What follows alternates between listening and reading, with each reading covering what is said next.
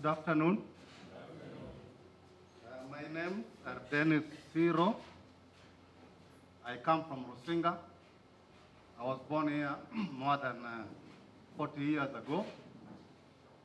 And I work with a small organization, some group of farmers called Rusinga Island Organic Farmers. We do some small farming activities to put food on the table for women and children. But before I tell you a lot about that, I just want to thank Samuel. Samuel is like my father. When I was young, I knew him as a teacher long time ago when I was in some place here called Utajo. So when I found out that he's the one who is actually organizing this, I was very happy because this island, actually, we have projects like this in different parts of the island. And this is my view. One of the reasons why we haven't actually moved at the pace we are supposed to move is because different people are doing different things in different places on the island, but there is nobody to actually bring us together and share what we are doing. You will find out that somebody is working on HIV and AIDS program somewhere, somebody is doing farming somewhere, somebody is doing education somewhere, but we haven't had an opportunity like this. I want to believe because I was told that this is the first opportunity to bring people like this together. I think for me, this is more important at some point than sometimes politics. I'm sorry, but I think when we talk about real life like this, we are talking about women, we are talking about the poor, then sometimes I stop and start wondering, are we just talking or we really want these things to actually, take course? So, like I said, I was born here some 40 or so years ago, went to school and then left to go and look for what we call white-collar job. White-collar job means that when you go to school and you get a university degree or a college degree for that matter, you run very fast to Nairobi and go and look for a job.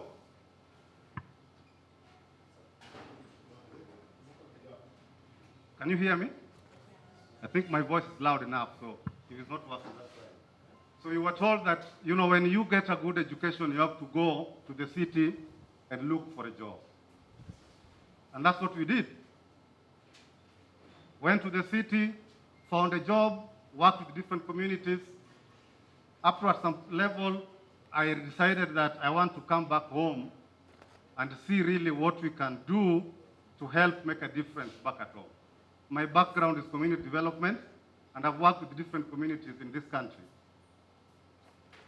for more than 15 years. But there is nothing as inspiring or as good as coming back to work with your people at home, for sure. Even if you go to the US, you will always want to come back home and work with the people at home and just feel that. Unfortunately, when you walk into this island, because I think I can actually talk about this confidently, Alphonse, I think you know about this. When you look at statistics, what do they say about Homa Bay in terms of poverty and HIV and AIDS? They say that Homa Bay has the highest rate of HIV infection. This is very good because it's important for us to actually have these studies. But at some point as a human being and somebody from Rusinga, I have a feeling that it is scaring sometimes to live in Rusinga. Because when you walk in, what you see is poverty. What you see is health hopelessness. What you see is HIV and AIDS. And that is not really what human being is all about. Because we are people with dignity. Whether poor or not poor, whether gone to school or not gone to school, we are people with dignity. And I think that is one thing which we really need to be very proud of as people from Rusinga. I was listening to Luna in the morning talk about Samburu. I don't know how many of us here have actually gone to northern Kenya. If you've been there like myself, you will really appreciate that God has actually placed you in one of the best areas. Mr. Sumba, I think you've actually worked for some time and you know, you've traveled. Rusinga here, we have never had any conflict, major conflict, like people up in arms against each other. Have we, Alphonse? We haven't. In this island, we've actually had sun throughout, like in Africa. These are resources which God has actually given us for free. I was talking to some friend, one of the participants in the morning, and we were talking about, he's a Kikuyu, and I'm very proud. When you bring a Kikuyu here, and you tell Kikuyu that we are poor, the first question Kikuyu will ask you, what do you see down there? Is that true or false? Yes, it's a big lake with water. It doesn't actually dry. There are some communities which actually live where there is no water. You've actually seen them here. But I don't think anybody living in Rusinga here complains about water. So basically, we really need to start asking ourselves, how do we really want to harness what God has naturally given to us, instead of always complaining about this is not working, this is not working, that is not working. Because again, if it is not working, then it is our responsibility as citizens of this country, not only Ireland, but to really start doing something. And that is why, personally, I said, I'm not going to sit down somewhere and start complaining. I want to try and do some of the things. I'm working with a group of farmers. We started in 2013. It's about 3 years now. And what we are doing is we are teaching these farmers simple techniques of harvesting water, for example. If you come to my home even tomorrow, I did an experiment, a very simple one. I took a banana, 2 of them, and planted. So one, I said, was actually going to grow using rainwater.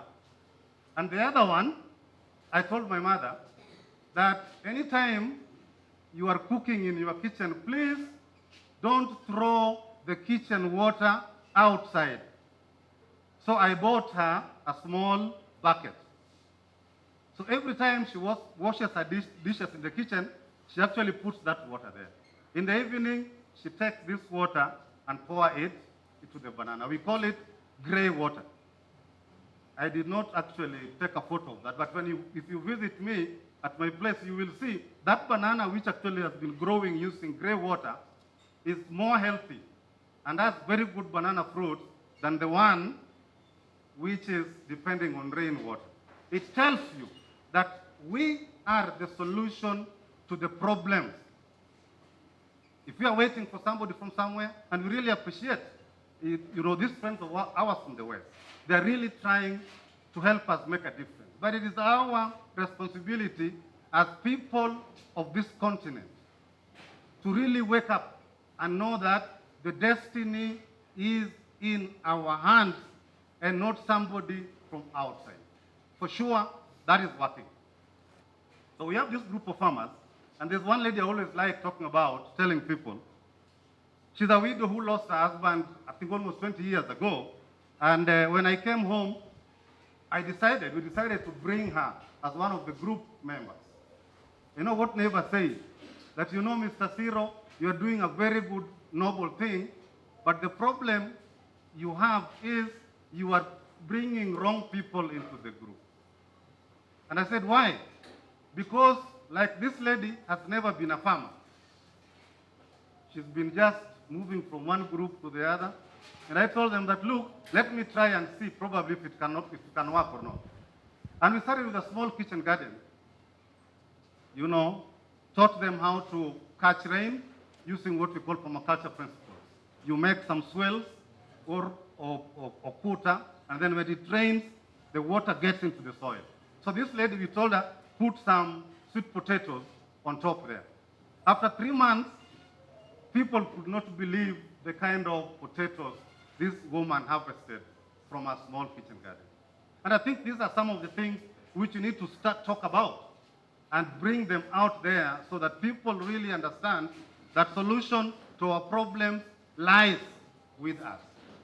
I have this group of farmers. In fact, if you just, it's good when we were having lunch or, tea, I'll go outside there, and then you watch. There is a hill here called Ligongo Hill. Sumba, you're a forest, I know you know this very well. When I was young, and I think many, many people here, I can see my age mates, in the morning when we wake up and you want to go and fetch firewood up there, you are very excited. Why? Because you go up the hill, and when you get up the hill, you don't even think of coming back home for lunch. Because of what? There was wild berries. We call them in Luo Ochuoga. People know about these things. So we could go there, eat all these wild berries, and also drink straight from the streams. We used to have springs up the hill there. These are things which are like dreams to us now. They're not there. And you ask yourself, what really went wrong? Sometimes I say that education is good, but sometimes it's bad. That is my own. Because sometimes there are things which education is not really telling us. So for me, this is our time. This is our time as people from Rusinga. We have this group of farmers.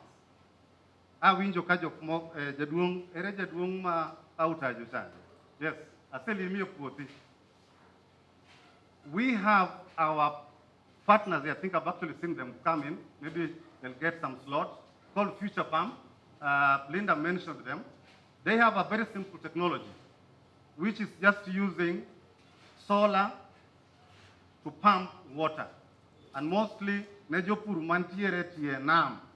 Odoro ni mondo koro kit pur mupuro, obed pur moro, mo kitigi inputs mang'eny, to gimi yudo timre nade, duong. Because it is very true that when you talk to a smallholder farmer like him and take you through the expenses he actually incurs between first month and the third month before they take their produce to the market, and again also knowing the market dynamics, that sometimes maybe the price goes up, the price comes down, depending on demand and supply, it becomes very, very challenging for a smallholder farmer to really appreciate farming. And that is the reason why we need to start looking at simple technologies, which are very sustainable and also very simple, even for a farmer to really understand. And these are some of the things which we're trying to promote in the island. We, with this small group of farmers, about 20, we have seen that when you have a small place by your house, you can grow enough food. So we are now moving from growing just food for consumption to getting to the market. So we are partnering also with some company from the UK, which is helping us to establish a center, whereby now farm produce from the farms will have to get somewhere where you can do what you call value addition, so that it fetches a lot more in the market. And that is where now I'm also coming to talking to the youth. I think here I can actually see many young people. In my group of farmers, 80% of members of that group are more than 50 years old. And sometimes we are getting challenged that in the next 10 or 20 years, who is actually going to do this work? Where are the youth? And when you talk to the youth, they are also here, you can actually talk to them. They will tell you that farming, one, is a dirty job because they don't want to soil their hands. Two, they cannot wait for 3 months to actually harvest and take to the market. While there is the lake here, which you go at night and then come back in the morning with money full in your pocket. It's a big challenge, mostly for farming. So basically what we are doing here is, again, instead of complaining, we are trying to be creative to find a way. If you do not want to do the actual farming or soiling your hands, then maybe at the center in future, when we have machines which can actually help in processing, you know, young boys or young girls can actually come and then, you know, help in the processing, for example. Farmers who are, there is a crop which I also wanted to mention called moringa. Aparon, jadi mau pose winjo wach mar moringa kaya. Moringa, yes, not very many. Yes, moringa is a plant which they say is medicinal. It is very nutritious. It also purifies water. It also helps in boosting immune system for HIV patients. So we have this company which is interested in getting moringa oil and the powder. So in future, we would really want farmers, sana sana jopur mapuro, mondo umany kuma center ni nitiere, we chak timo gigi. Ma in future, ikelo produce magi karkanyo, then we pay you up front, go back with your money, or you can wait, we do value addition, and then we go get that, fetch a lot more from the market. So this is what we are doing, and I really want to urge Samuel and Balash that forums like this is something which really is very critical for this island.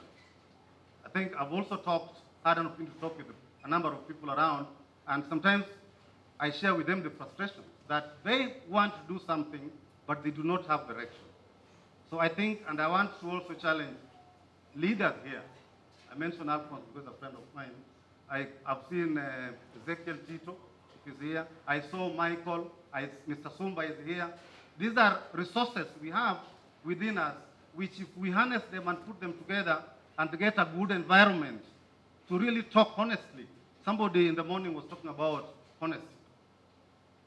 If we are honest with each other, like Mahatma Gandhi said, that in this world, there is enough for everyone's need, but not for everyone's greed. We can have a solution to some of the problems bedeviling us, particularly as people from Rusinga.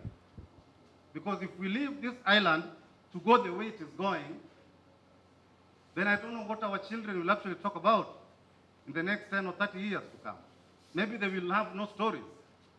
I remember again, when I was young, you know, old people like the late Abuya Malomba, I think you know him, you know, Aukaundager.